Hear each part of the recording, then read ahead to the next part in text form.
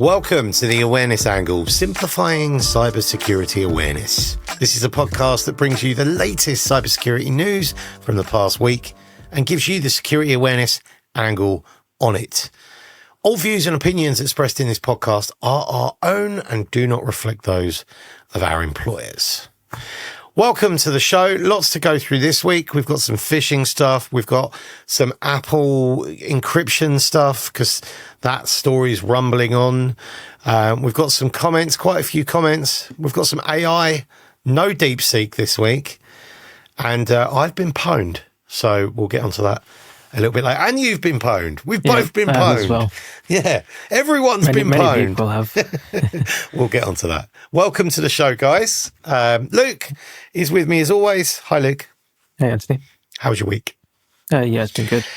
Yeah. Good. Yeah, it's been good. Yeah. Long, I had last week off, this week back to it, and it's kind of hit the ground running. Week 5 in new job, and it's like, now I'm like getting stuck in. So it's the gloves are off this week. So it's great. It's it's exciting. So yeah, it's just mind melting, which is what we're here for. So cool. Right. Anyway, should we get on with the show? Yeah, let's go. Excellent. Right. Let's get on with the news. So item number 1 this week. This was an article from Forbes 4 days ago. The FBI says back up now. Advisory warns of dangerous ransomware attacks. So this story was originally from the 20th of February, but it now includes further details of the ghost ransomware operation. It says phishing, social engineering, scams, or whatever label you like to attach to the click here campaigns is not the only threat you need to pay attention to. So the FBI has just published a new security advisory warning of one such non-phishing attack being exploited in an ongoing and particularly dangerous ransomware campaign known as Ghost. So the Joint Security Advisory published February 19th by the FBI and the Cybersecurity and Infrastructure Security Agency. I don't think there's any of them left. I think they've all been sacked by a Doge. But FBI and CISA published AA25-050A, which warned worldwide organizations of a dangerous ransomware group known as Ghost, which is carrying out ongoing attacks and multiple industry sectors across more than 70 countries. So these guys go by multiple names, and rather than using phishing techniques, Ghost prefers to use publicly available code to exploit known security vulnerabilities in software and firmware that their operators have not patched. So this is the vulnerabilities in all various different types of software and solutions and hardware that might be internet facing. Ghosts are out there and taking advantage of it, and ransomware everywhere by the looks of it. Yeah, that's an interesting one. I did wonder what the attack vector was with them saying non-phishing attack, but they took a while to get there, didn't they? Yeah, good old Forbes. Bit of a almost a nothing clickbait story there, but no, yeah, it got to it in the end. Yeah. So if I look elsewhere, so Ghost is one of the world's most dangerous groups, targeting networks containing vulnerabilities since early 2021 in more than 70 countries. Victims include critical infrastructure, schools, universities. They don't care. Like anyone, they find it, they'll do it. So typically gains initial access to an organization's network by exploiting public-facing applications associated with multiple CVEs, common vulnerabilities and exposures. So this includes Fortinet's FortOS devices, servers running Adobe Cold Fusion, Microsoft SharePoint, Microsoft Exchange.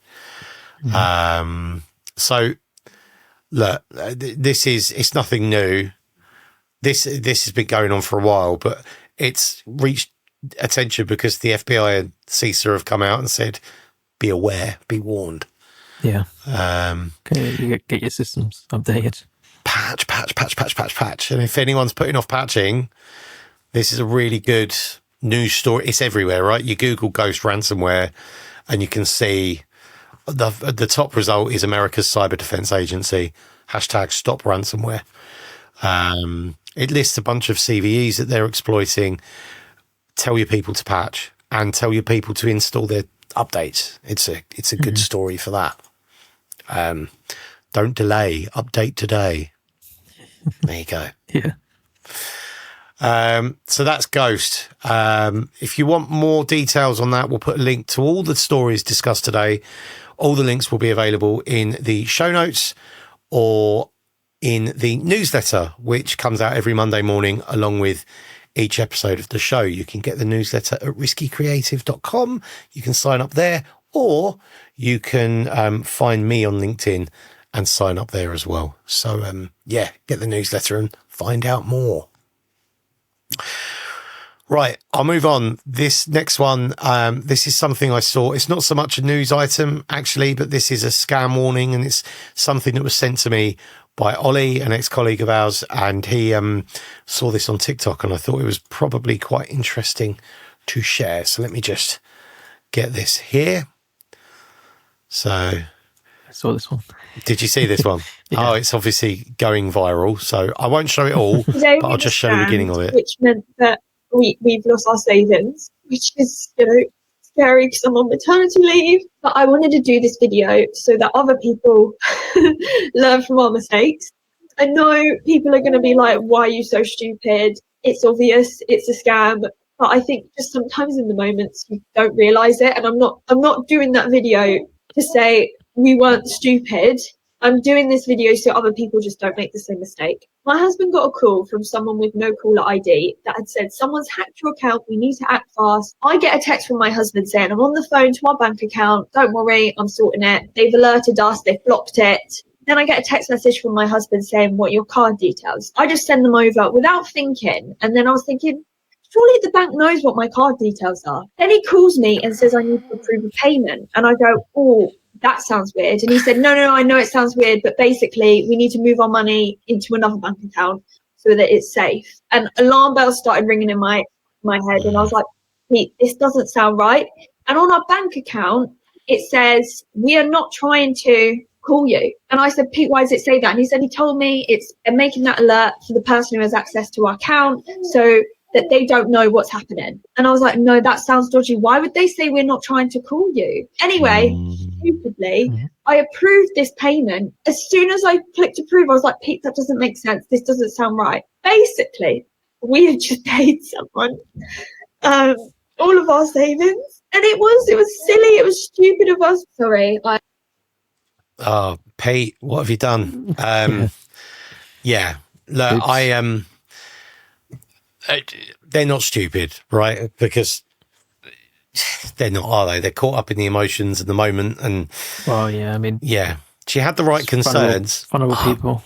I wouldn't want to be Pete. Like, I can just imagine if that was me, I'm never going to live that down. But yeah, it's amazing that they've shared this story, and it's amazing that it's kind of going viral because it really highlights that people need to be aware. It's funny. My mum is currently changing bank accounts, and she got an email today with a reference number from the bank that she's currently working with about her account switch. And it said, please call us on this number. And she emailed me, she called me and she was like, I've got an email from the bank and they've asked me to call them on that number. I'm like, don't call them on that number. And then I checked it and I Googled it and looked into it, and I'm like, you can call them on that number, because but I had to verify it first. I was amazed that she actually called me to check. I was like, well done. Like, because Someone's been listening. Yeah. I don't think she does, but yeah, I was like, well done for calling me and checking before actually just calling, because it could have been anyone, right? Yeah. So that's very easy. You've kind of got, this video is interesting because you've kind of got the tale of two people. Like she's got all the concerns and he's like, no, it's fine, I'm on the phone to them. He's being influenced in his ear, isn't he, by the con artist, and they're probably on there going, you must do it now, it's really important, this is normal, trust me, it's fine. And she's like, hang on, no, wait. What they could have done, what they should have done, is Pete should probably have gone, look, I'm not going to do this now, I'm going to wait a moment, let me just think about this. We said it last week. Was it David Shipley's comments on one of the phishing things we spoke about was mindfulness. Like, just take a moment. Like, the world's not going to stop spinning in 30 seconds or a minute. On hold, take a breath.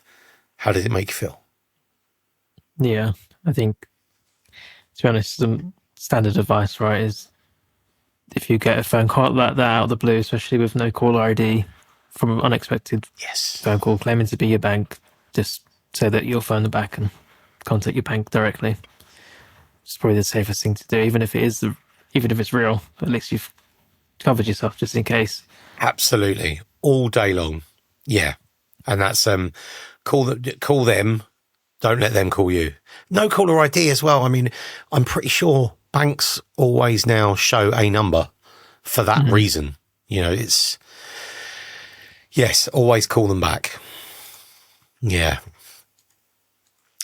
Right. I didn't want to make this week all about phishing because last week was very phishing heavy, but I have some phishing stuff, but it is relevant and it is interesting. So, yes, Cofense, have, Fish Me Cofense. They used to be Fish Me, then they were Cofense, and now it appears that they're Fish Me Cofense again, which kind of passed me by, but that's cool. So this is Amazon fish hunts for security answers and payment information. So I've seen this reported in a few places. So this threat was delivered via an email that appears to be a legitimate notification from Amazon Prime, notifying the user that their payment method has expired or is no longer valid. And you can see that the sender's address. So look, it says Prime notification as the display name. Okay. But you look at the actual address. Yeah. I'm disappointed that Outlook or Gmail would let this land in a mailbox, because surely there's enough intelligence now in the world that it can go, hang on, Prime notifications, Amazon Prime logo, they normally come from this address. So email platforms step up, right? Get better. But anyway, this phishing campaign, it comes in like that. When the user clicks, so basically the email body includes a notification that closely resembles a legitimate message from Amazon featuring the logo, familiar wording. This could be included in any simulation that any security professional runs. This email attempts to create a sense of urgency for the recipient. When they click the button to update their information, they're redirected to a page that contains an Amazon security verification notice, which we can see here in this bottom picture. And that basically, one of the first red flags is look at the URL. It's a Google Doc. Yeah. It's a Google Doc. Amazon don't use Google Docs. So that's the first thing. Do you know, I'm laughing and joking about this, but if these type of phishing campaigns were unsuccessful, people wouldn't run them. They clearly do get some success with these, because they don't need to be any smarter than this. This is like basic stuff.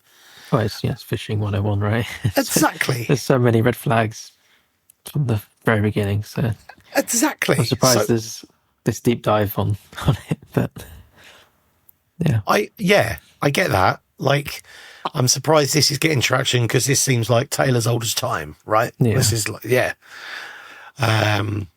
so yeah, look, it goes on, and you can see here the domain srilankan.com.mv. The domain's all over the place. I haven't even tried to hide it. And then it's going in to get the security check up.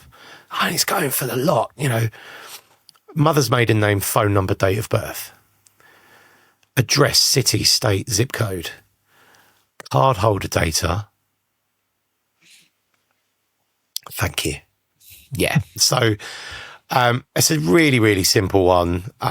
Basic phishing hygiene, basic phishing messages can help educate on that. But it just goes to show that sometimes the basic stuff still must work, because people are still doing it. You know, attackers wouldn't put the effort in on that if it wasn't going to get some success. I mean, obviously, there might be some attackers out there that they only want a little bit of, a catching one person even could be enough for them, sort of thing. It's not like they need to catch a bunch of people, but yeah, it's convincing to look at. Obviously, when you look at those obvious details of the URL, and all the non-Amazon details, it's quite obvious, but yeah. Moving away from Amazon and moving to PayPal, which isn't leaps and bounds away, and we've seen stuff like this before. There's another one, and it's so an ongoing PayPal email scam exploits the platform's address settings to send fake purchase notifications. So this is about granting remote access to scammers. So people have received emails from PayPal stating you've added a new address. This is just a quick confirmation that you've added address in your PayPal account. And it includes the new address. So if I just close in on this, we can see here, it's actually included the new address as well. Including a message claiming to be a purchase confirmation for a MacBook and to call the number if you didn't authorize the purchase. The emails are being sent by PayPal from the address service at paypal.com, leading people to think that their account has been hacked. However, those who received this email confirm that no new addresses were actually added to their accounts. In our case, the scam email was sent to an email address with no PayPal account. The emails are legitimate PayPal emails. And so does this ring any bells? Scare the email recipient into calling the scammer's PayPal support phone number. Yeah. So a couple of years ago, we made a video. Slightly, it's again, different attack vector, similar attack vector. Yeah. I'm surprised though that that's possible.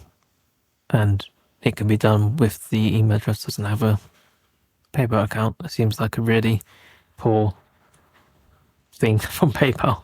Yeah. That's possible. So essentially what happens, so this is the one we had previously. Hang on. How do I open this? Like that. Does that work? Yeah, it does. Amazing. We had previously when we did this, so a couple of years ago, we made a video.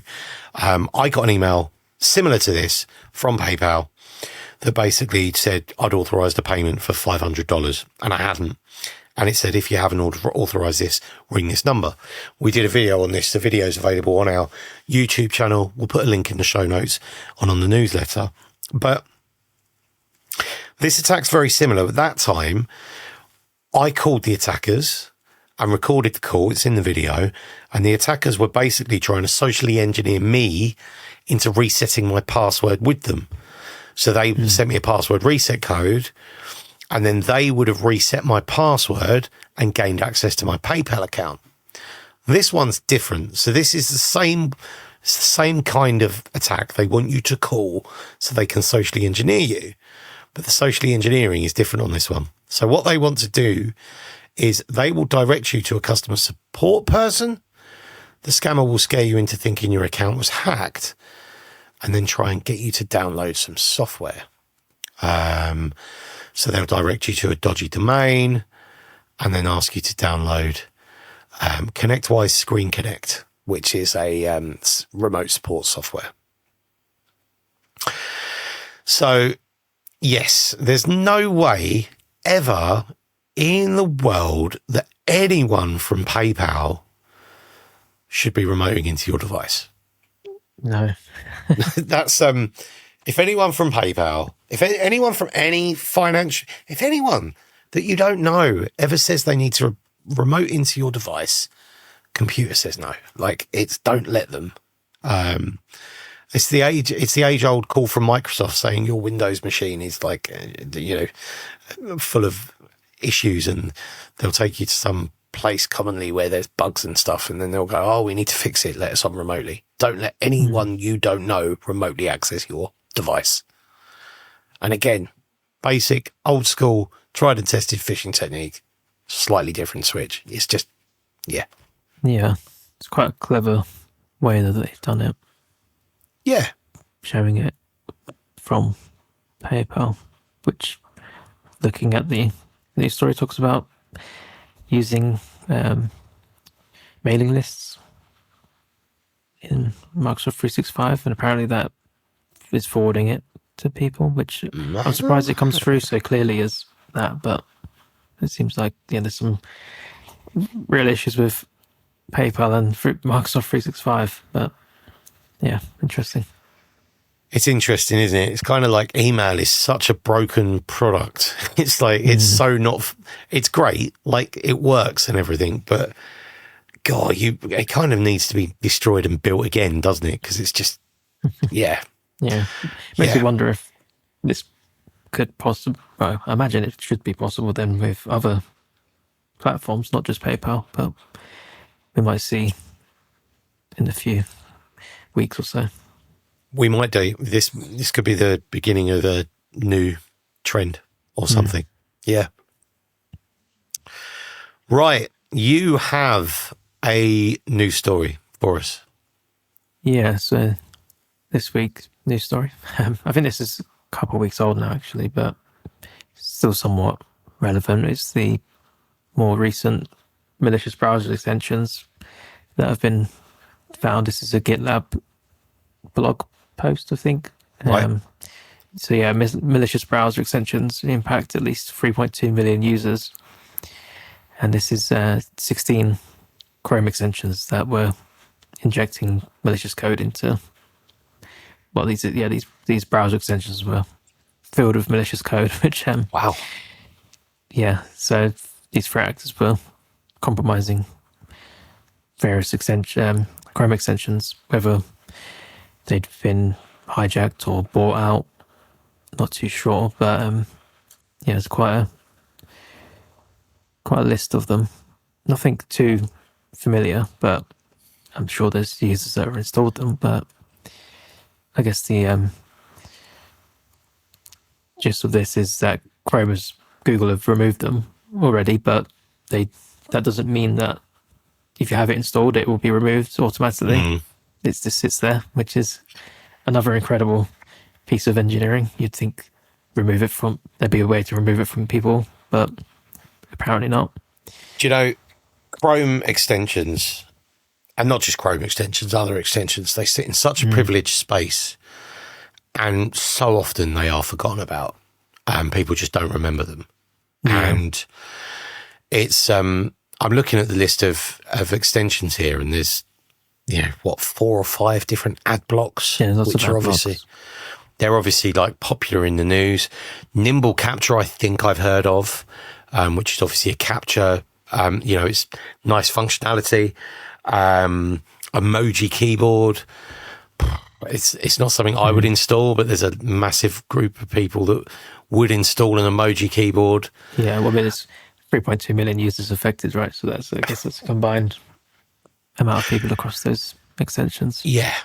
And a number of these are like, they cover basic functionality that a lot of people would look for, like video downloaders and video effects for YouTube and stuff like that. So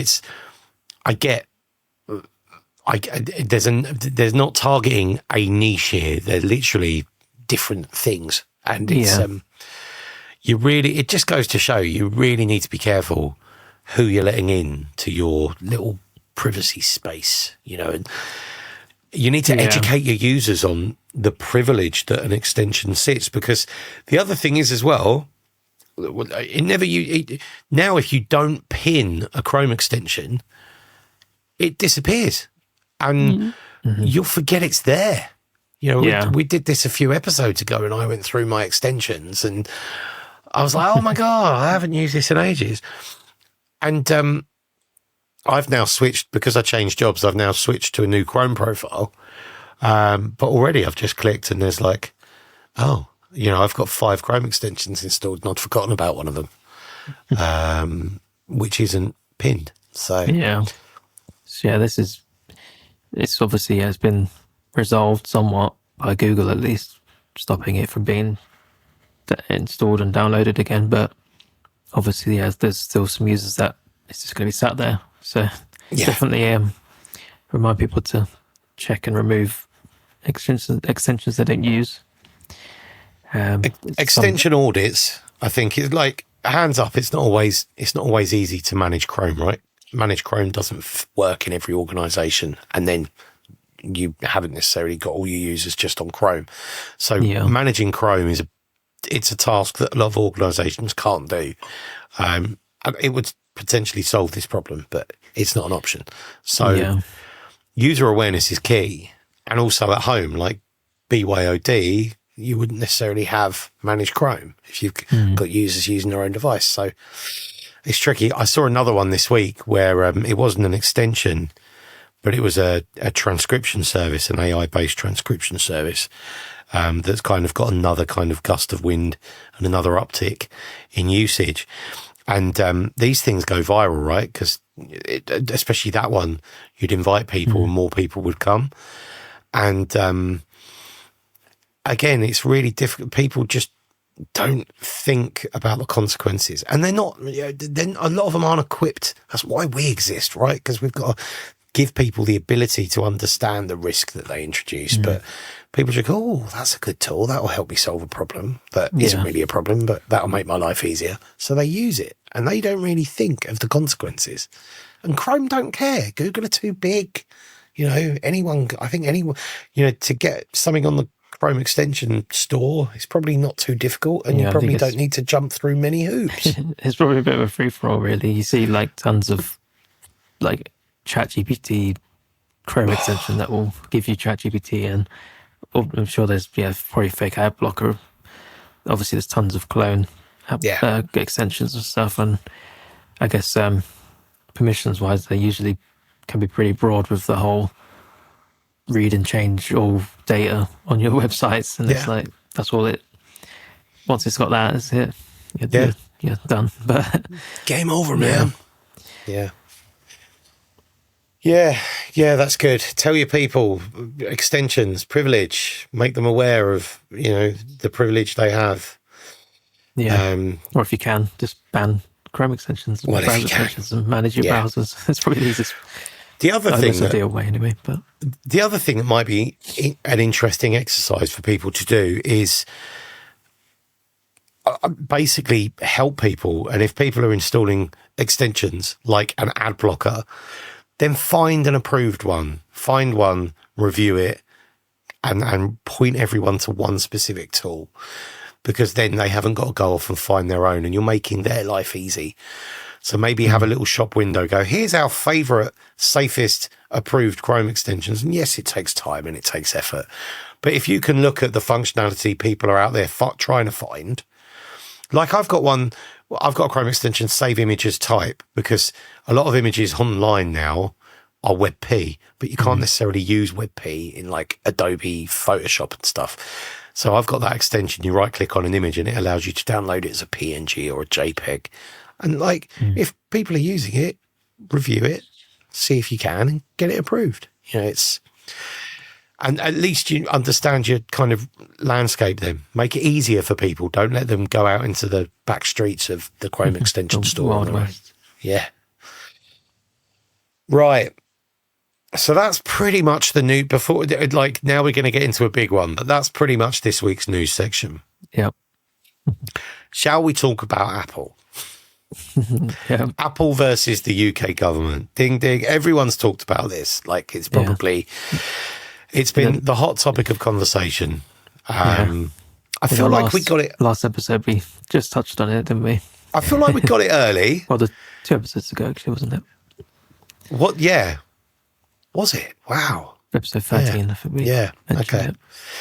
So look, the dust has settled a little bit on this now, but now it's still kind of rumbling on. So for anyone that doesn't know, Apple have advanced data protection, which was a functionality that encrypted your iCloud backups to Apple.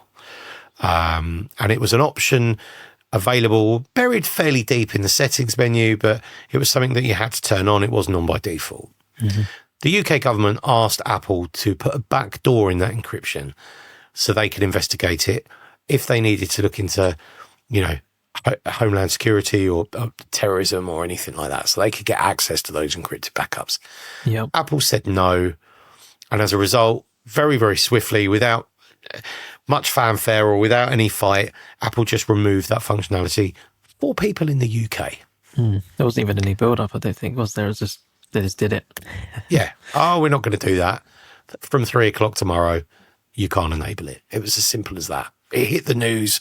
I think the news articles came out at like 10 past 3, and it was like, as of 3 o'clock today, you could no longer enable that feature in the UK. And now, so that came off. We talked about it and we said about, you know, the risks and stuff like that. And, you know, the UK asking to break encryption isn't a new story. It's happened elsewhere with other people. But yeah, now it's rumbling on, isn't it? The US has now got involved. Yeah.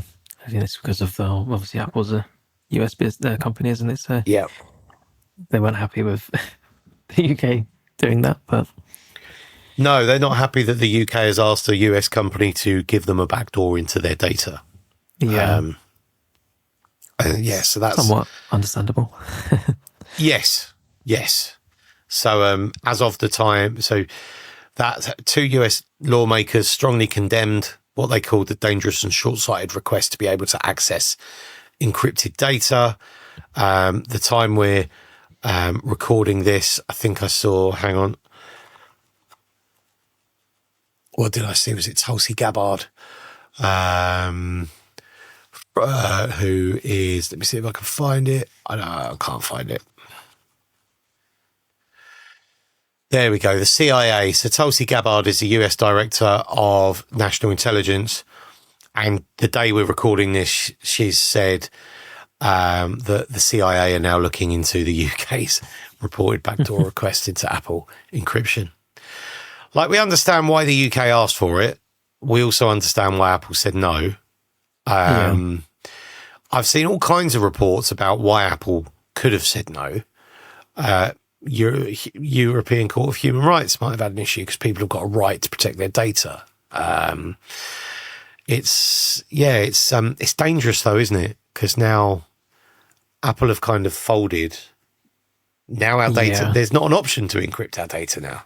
Not for new customers, but I don't know when existing ones lose that ability. But one argument I made was, did Apple back down on this because this feature actually wasn't used by many? Like, it was optional. You had to opt in. And it was, I think you had to go to like settings, iCloud, and then scroll down the page to find it. So it wasn't like, it's not one of their key tools. And it also wasn't monetized, which is probably another, like, it wasn't, if they were charging people for it, then this would have been a financial decision. But right now it's like, we can't be bothered with that. Or maybe they can. Maybe it'll come back dressed up in a, different outfit later on. Yeah.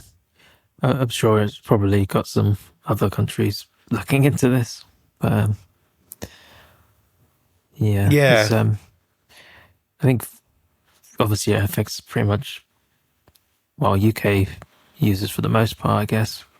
But maybe there's a lot of talk about it being a worldwide global thing, but obviously I guess it depends on what the UK want to investigate in terms of that. But something I thought of before was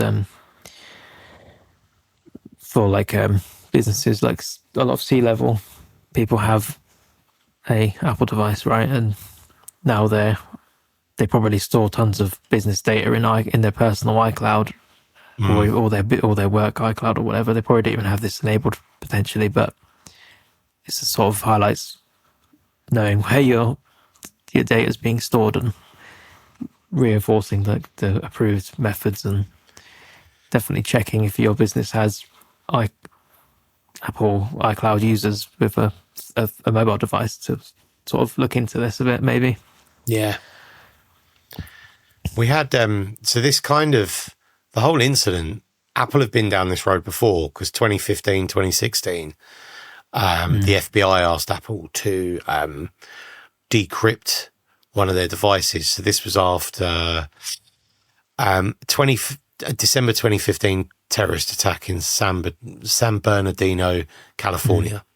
So tragically, 14 people were killed, 22 were injured. And the two attackers later died in a shootout with police. having first destroyed their phones. But a work phone was recovered intact, locked with a 4-digit passcode. And Apple declined to create the software, basically, to allow access to the phone. And this was going to court, but then it didn't go to court because the FBI had managed to unlock the phone and withdraw its request. So they've been down this road before, right? It's and there was nothing like this time. They're just like, oh, we'll turn it off. I don't know whether it's because this wasn't a specific, it wasn't a specific request. It was like a feature request, and they're like, oh, we're not doing that, and we can't be bothered to fight. I don't know. Yeah. I mean, I guess the other thing is it's not, like you said as well, it's like an opt-in feature. And maybe it wasn't that well known, and there's no real incentive for them to keep it enabled for people. Should we move on to the comments section? Because there was an interesting comment that came into us about this, wasn't there? Yeah, there was, Yeah. So the comment section is where we discuss anyone who's commented on our content on YouTube and Reddit. I'm posting on security awareness and phishing subreddits last week.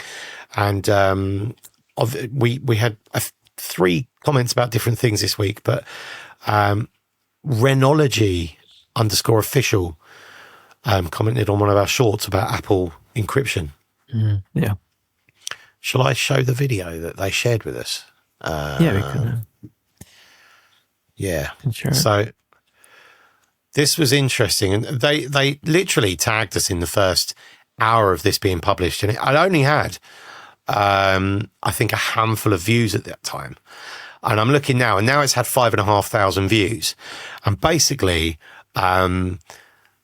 this user basically shows that there is unprivileged access to Apple's end-to-end encryption. So basically claiming that their end-to-end encryption didn't really work anyway. Oh, it's a bit loud. You got to turn that down. Yeah.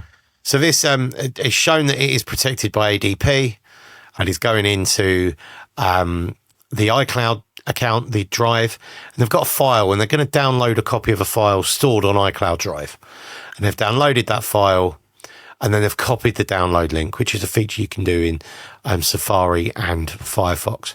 They've then gone to a browser, different browser, and this browser is unauthenticated. They've gone to iCloud.com. They're not signed in. They've pasted in the download link, and it's downloaded the file. So an unauthenticated user can download a file that is in iCloud Drive that's protected by ADP. That's essentially what they're saying. So it appears that there is a hole in it. Yeah. Now there's an interesting comment on it that says, this is an interesting one. Correct me if I'm wrong. To gain access to someone's files, would you initially require access to the end user's login to gain access to the file?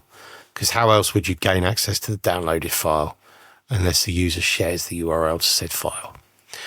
And Renology comes back and says you can sniff the traffic in the LAN and get the path to downloaded files.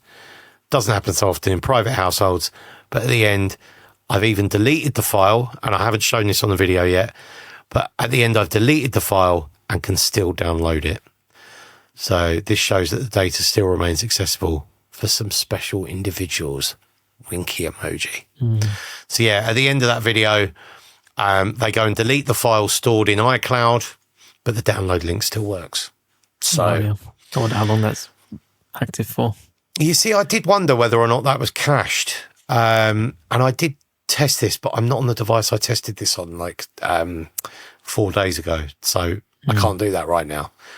But it's I mean, it goes to show that the thing is, no one probably, people really, has this been poked at?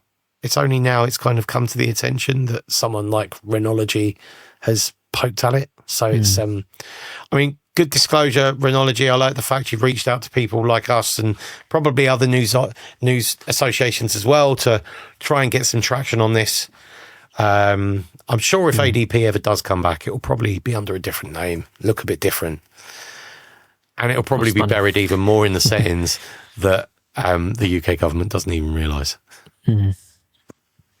Yeah, I guess just something on that, I guess, with the whole sniffing traffic and whatever, like maybe if you're on a public Wi-Fi, that could be something to be careful of if you're accessing your iCloud storage. But at least if you don't have ADP enabled anymore, if you're in the UK, I guess that's going to affect everybody there. But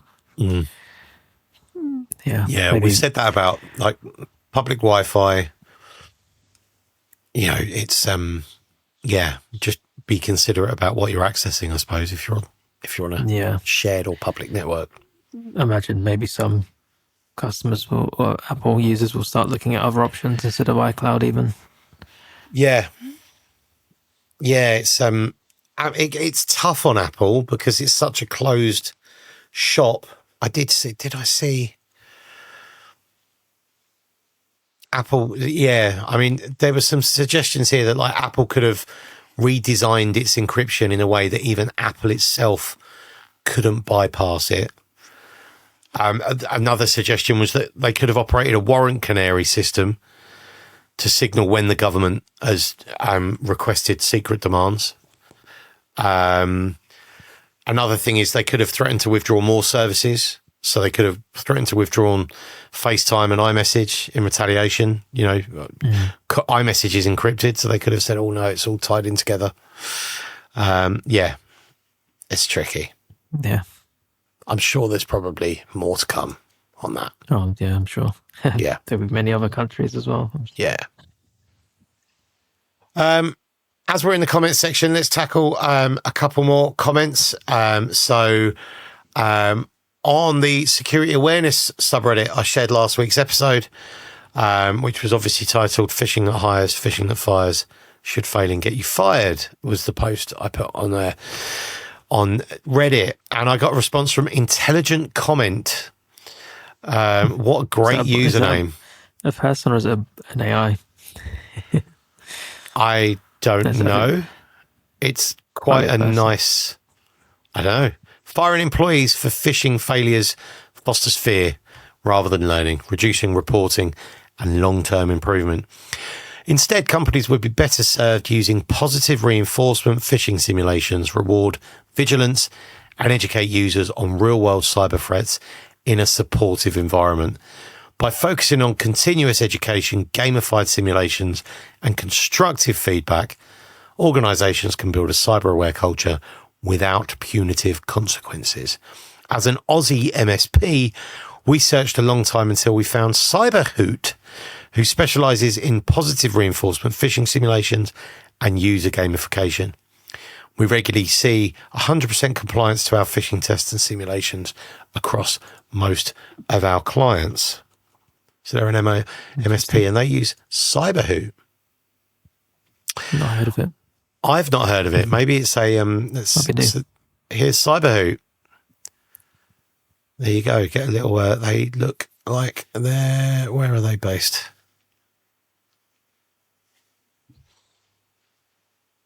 New Hampshire. So, yeah. Phish testing, security awareness training, dark web monitoring, passwordless user experience, policy compliance tracking. Send out policies to your user inboxes and track compliance. That's quite nice.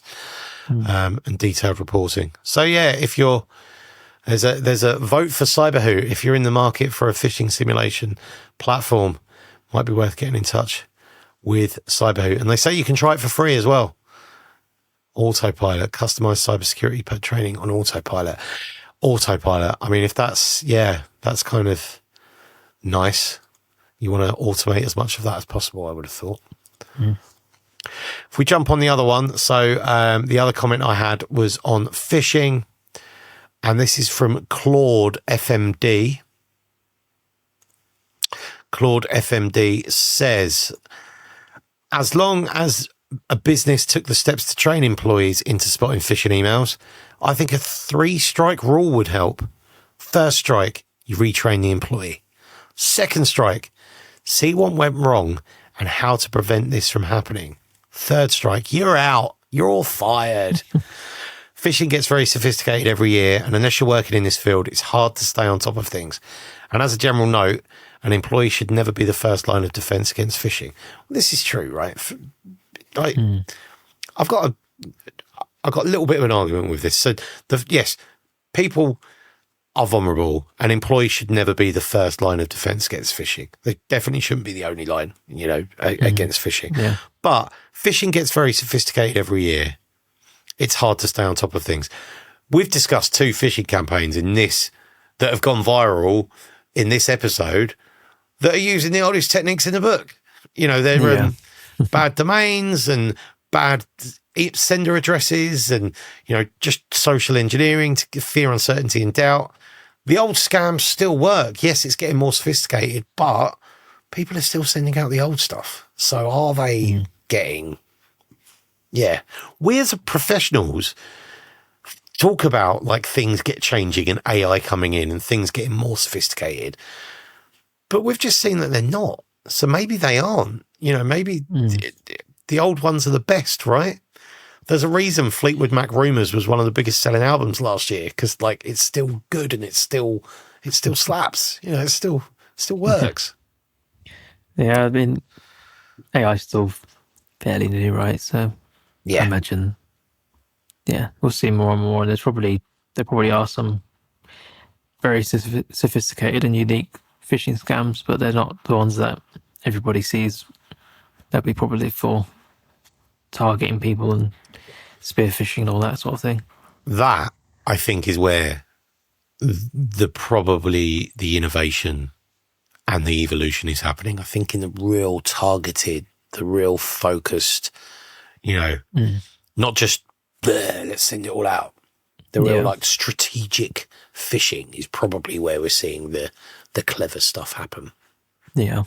Yeah. Right. I have a couple of things to talk about.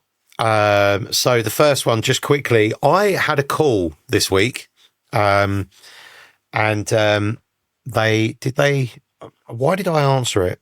Let me just see if I did answer it or whether or not it was a voicemail. I did answer it. So I was expecting a call and I got a call from a mobile number.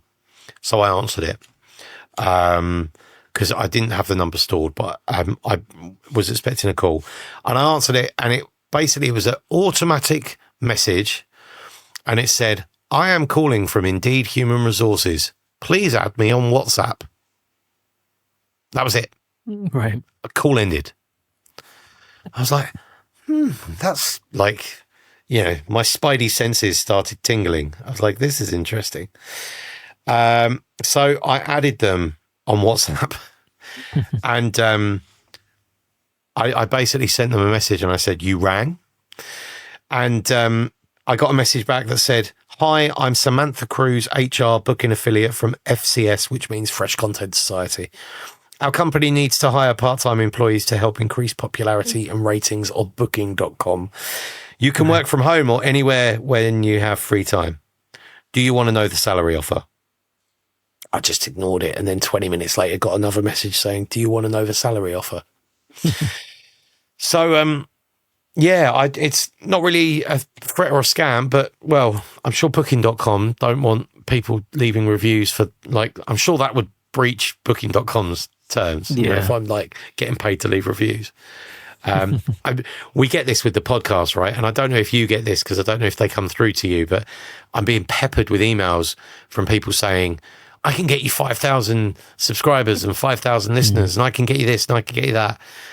It's like, but how am I going to get shadow banned as a result? Because you're just you're getting me that, Bots. but then in 3 months' time, I'm gone. It's there's no shortcuts in life. Sometimes, mostly. So, so if you get a call that's an automated message that says, "I am calling from Indeed Human Resources, please add me on WhatsApp," don't add them on WhatsApp. They're not from Indeed.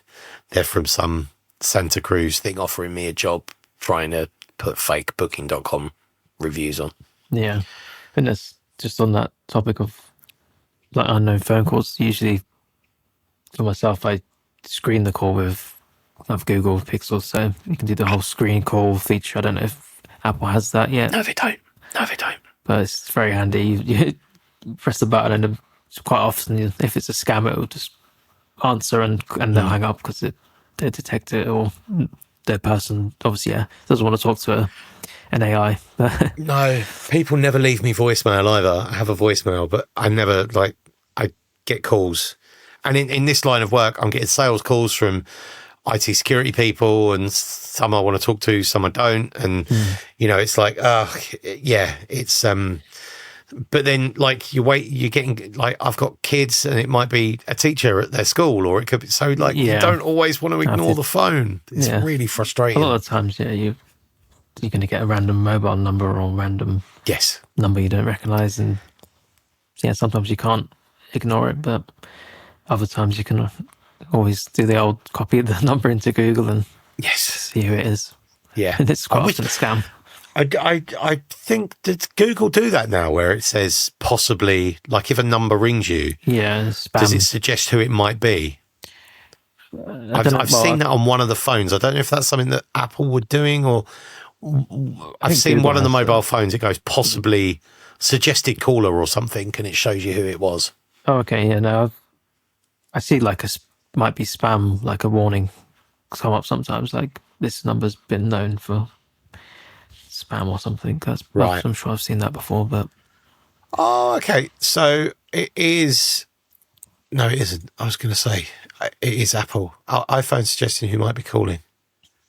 I'm sure it was something I've seen previously. It's not an Apple intelligence thing, is it? You'll probably get it wrong anyway. No, this is old. When I call someone, I remember the number. No, I don't know. I thought I'd seen it somewhere. But if you've seen it somewhere, if you know what I'm talking about, and you get a phone call from an unknown number and it tells you who it might be, if maybe I'm imagining that.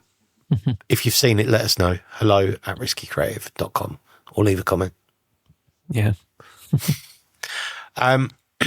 There was two more things. I've got a video for us to watch, and it's another really short one.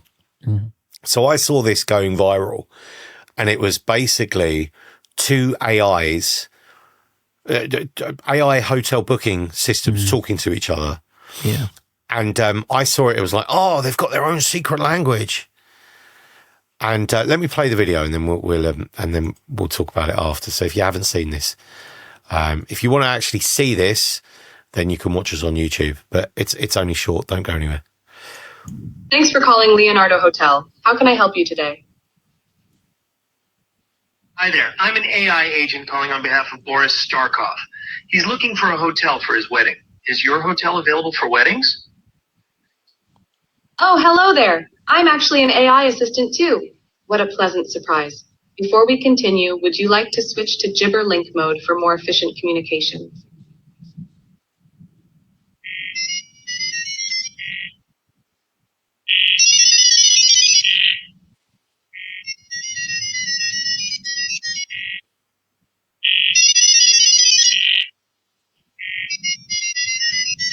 So now they're basically discussing how many people in the room, what the price is, what the details are, the email address, and it's all much more efficient and much quicker. So yeah, I saw this and it was like, oh my God, the AI's got its own language. No, it doesn't. It was a hackathon project that, people have just looked at fear, uncertainty, and doubt, and have decided it could go viral. But right. This was 11 Labs 2025 Hackathon London project. And this was one of the entries. So I just thought it was, if you see this or hear anyone talk about it, it's fake news, guys. This isn't this isn't real. The AIs are not taking over. Although, maybe there's an argument for it. I don't know. Yeah. But yeah, it's, I thought it was interesting because I'd seen it spun negatively. No. Yeah, I saw it on, it's gone viral and it came up on my feed. Did it make it clear that it was a hackathon project? No, probably not. I didn't watch it for long, so I didn't really. Yeah. I just thought it was two AIs talking, but yeah. Yeah.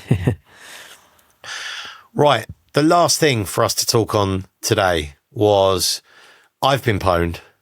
You've been pwned. Yep, I have. I think half the universe has been pwned this week. So if you don't know what Have I Been Pwned is, Have I Been Pwned is a site that basically you can put your email address in and it will tell you if you've been involved in any data breaches.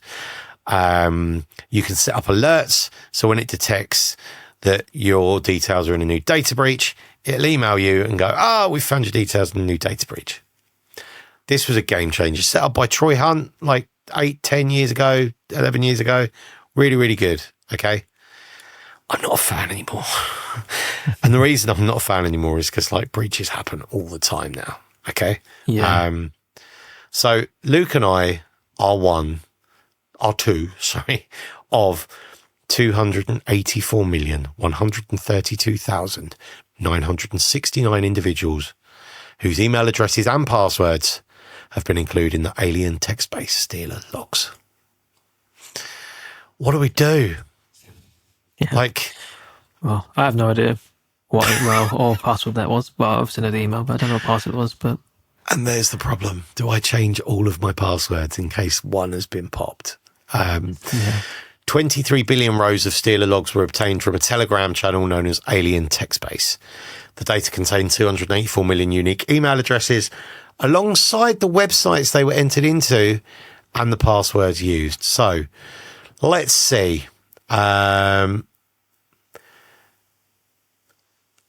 Is there? So here it is. It was offered for sale. But as a consumer of Have I Been Pwned? Because my argument always was with Have I Been Pwned was it doesn't tell me the password that I've been involved in. And again, it doesn't. If I look on there, it's just saying text-based stealer logs. So it doesn't say what website. No. It was from. No. Which is frustrating. It's now searchable by the email domain and domain of the target website. Not really sure what that. I'll have to look into it a bit more, but it's not not easy, straightforward. No. And this is part of my problem with it. It's Have I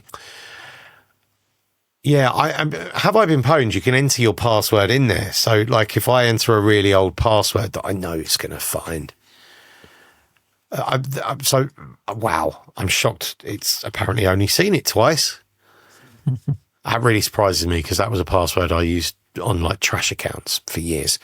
I know you had a password once that was in there, but you were like, I've only ever used it for this one account, and it was a corporate account. And it was like, there's no way that's been compromised. It was like 16, 18 characters long. But someone else might have used it by chance. And yeah, so it's, the problem with Have I Been Pwned is it used to be really good, but now I'm at the point is what is the advice? Like so what? What can I do? What you've told me I'm involved. What do I do with that information? Like, yeah, it's tricky. 1 in 284 million. Do you know the chance of being struck by lightning? Yeah, probably lower than that. 1 in 15,000. Yeah. Do you know the chance of winning the UK National Lottery? The jackpot, like the chance of becoming a millionaire in the UK lottery. I don't know the number. So 284 million. That's me in this haystack of pwned people. 45 million. 1 in 45 million to win the lottery. So I can win the lottery. Like I've got 6 times. I can win the lottery 6 times. It's comparable. Yeah, there was another one. Guessing a 6-digit passcode in one attempt is a 1 in 1 million chance. Yeah. So yeah, it's Have I Been Pwned? What do you do? You've got more chance of getting attacked by a shark like 10 times. You've got more chance of dying in a plane crash, winning the lottery, being dealt a royal flush. being killed by an asteroid. You'd be 2032, isn't it? 1 in 74 million chance of being killed by an asteroid a year. That's a year as well.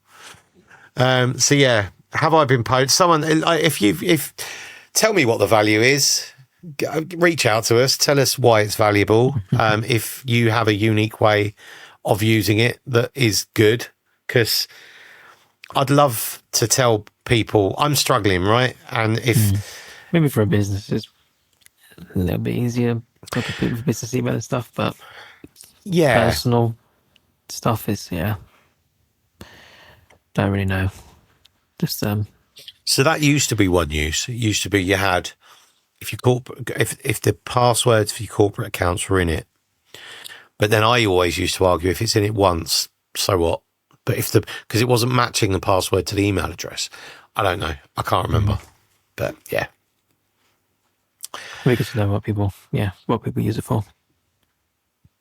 Yeah. Let us know. hello@riskycreative.com. Let us know about Have I Been Pwned. If there's anything you want us to talk about or discuss on the show, give us an email. Subscribe to the newsletter at riskycreative.com or follow me on LinkedIn. You can find us on YouTube, Apple Podcasts, Spotify, here, there, and everywhere. riskycreative.com is the website. Next week, I'll be telling you I'm off to a roundtable dinner. I've been lovingly invited by Red Flags from Think Cyber. So that's going to be an interesting one. I haven't looked at their product for some time. So I'll give you some feedback on that next week, which would be good. So do let us know. And also if you bump it, I haven't got one here. I've got some business cards printed as well that look really cool for the podcast. So if I see you out and about, if I see any one of you out and about, I'll dish your business card. Right. I think that's it for this week. Yeah, I think so. So thank you for another thrilling episode, Luke. Yeah, thank you as well. And it's normally the day after we record that something really big happens in the cyberspace. That'll be something. Because that's what happened. The day after we recorded, the UK government, Apple turned off ADP. So let's see what happens tomorrow. Yeah. Yeah. Cool. Right. Have a great week, people. Stay safe and see you next week. Yeah, cool. Catch you later. Bye. See ya.